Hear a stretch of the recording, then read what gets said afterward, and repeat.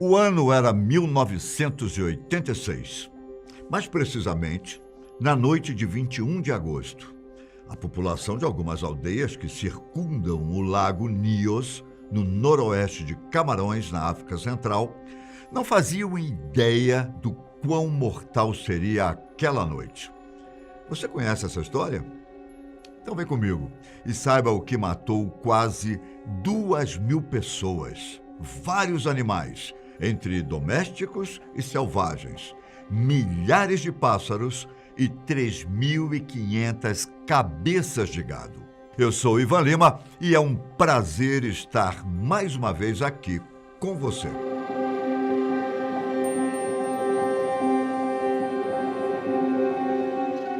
Na manhã do dia 22 de agosto, Yosef Quain acordou se sentindo muito mal, tonto e com fortes dores de cabeça.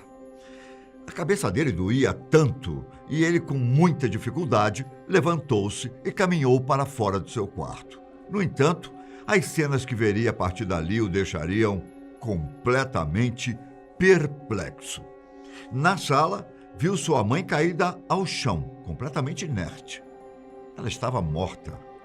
Na porta, seu pai e seu irmão mais novo, também caídos e mortos.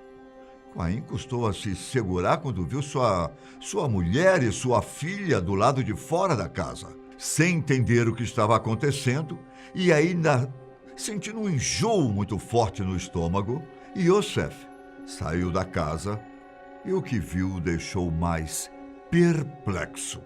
Seus 2 cachorros, algumas galinhas e pássaros na rua, todos sem vida.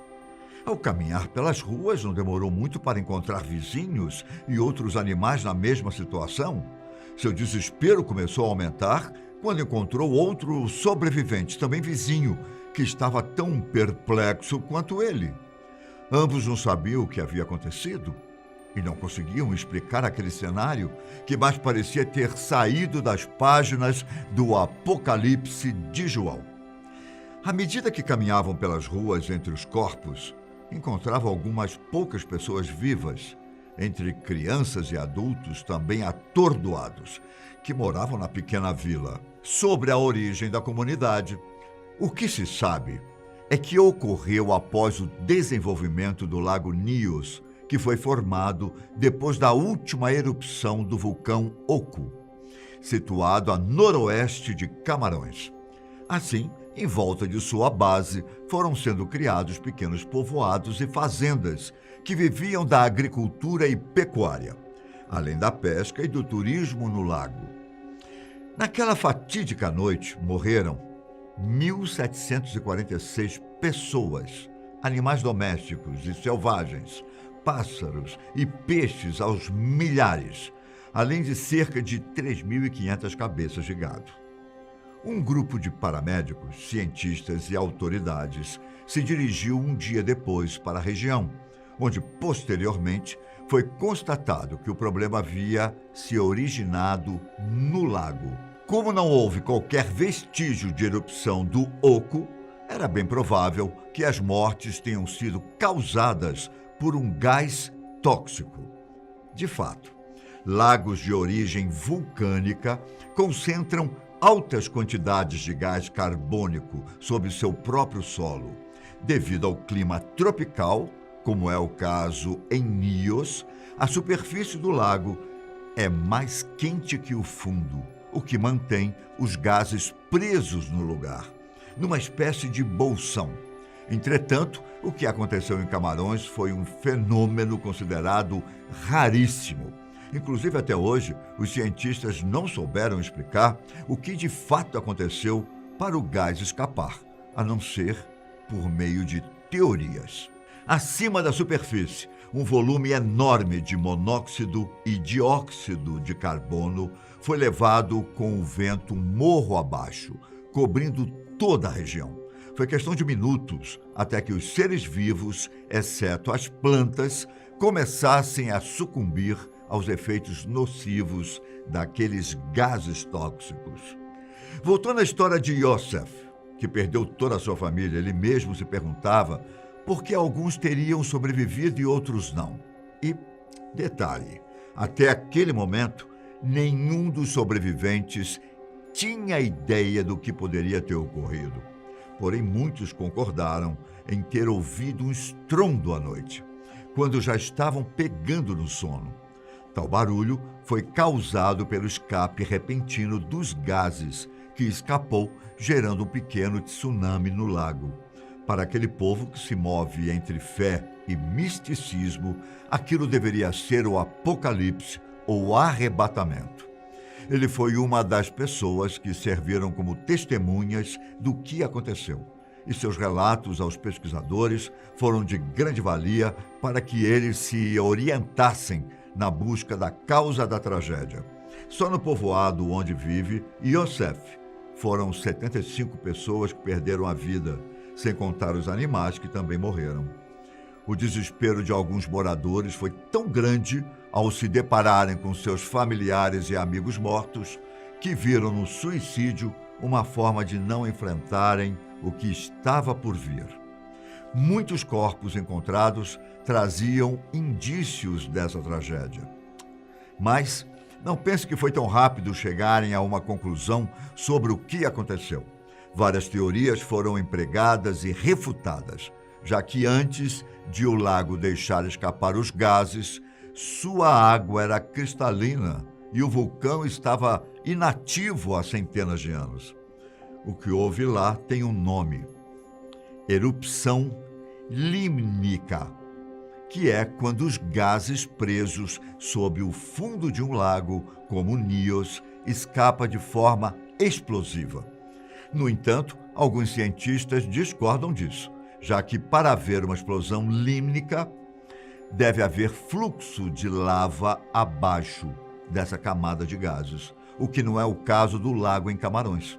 Em contrapartida, outros dizem que o Lago Nios é único e que a liberação brusca dos gases teria ocorrido devido a esse tipo de explosão, mesmo que não houvesse magma ou, se tivesse, seria uma quantidade ínfima. Já outros pesquisadores dizem que a explosão foi do tipo freática, em que a pressão exercida pelo lençol freático faz com que os gases se expandam e tentem encontrar uma saída. De uma forma ou de outra, o gás carbônico é altamente tóxico. Inodoro e incolor, ele sufoca o ser vivo, que em poucos minutos perde a consciência e, até morrer, é uma questão de poucos minutos. Outro fato curioso em Nios foi que, segundo alguns sobreviventes, um pouco mais cedo sentiram um odor forte, como ovo podre no ar, que poderia ser enxofre ou metano.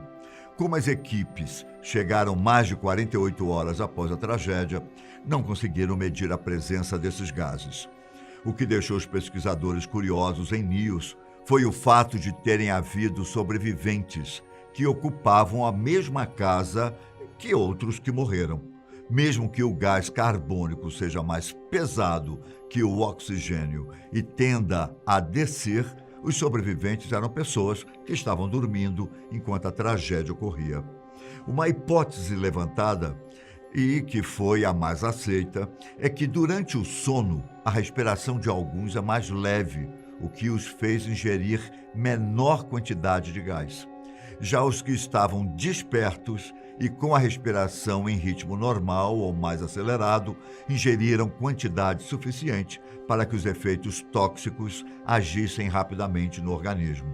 A asfixia ocorre a partir de uma concentração de 15% de gás carbônico misturado ao oxigênio em determinado espaço.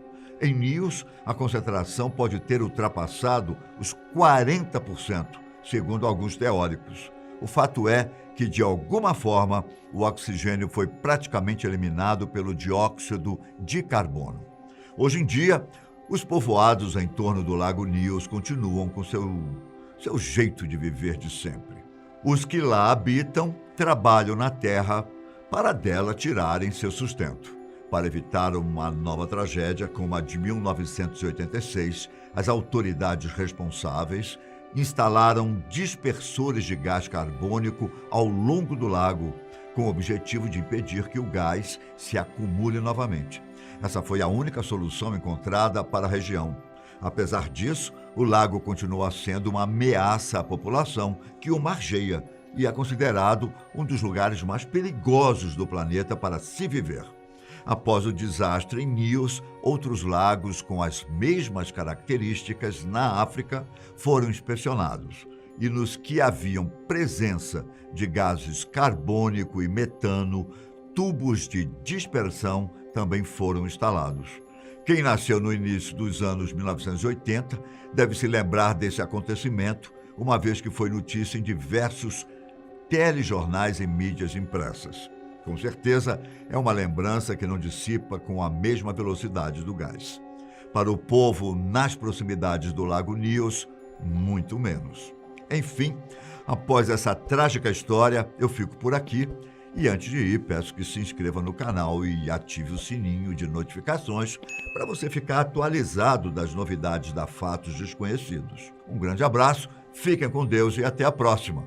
Tchau!